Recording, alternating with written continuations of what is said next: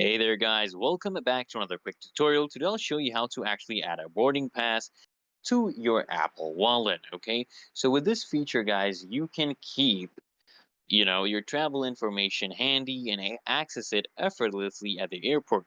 So let's dive in guys. So first things first, you want to do is you want to make sure that your iPhone is actually updated to the latest iOS version because Apple Wallet works best when your software is actually current so you don't have any issues. So step number two is you want to basically just obtain your boarding pass from your airline.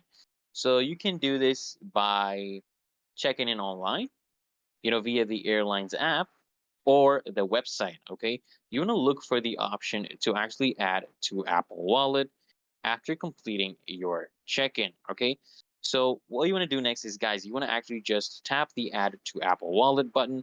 This may appear as a Apple Wallet icon or a direct link, depending on the airline. So if you're prompted, you just want to confirm the addition by clicking Add in the top right corner of the screen, okay?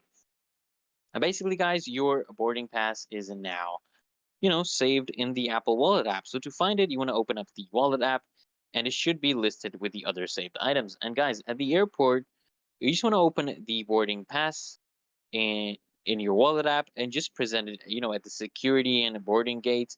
Just simply hold your iPhone or Apple Watch near the scanner for, a seamless experience, guys. And that's all there is to it, guys, okay?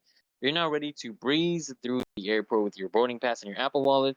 And guys, if you found this video helpful, this tutorial helpful, guys, don't forget to like, don't forget to comment. Of course, guys, make sure you subscribe, guys, for more easy tech tips. And guys, safe travels.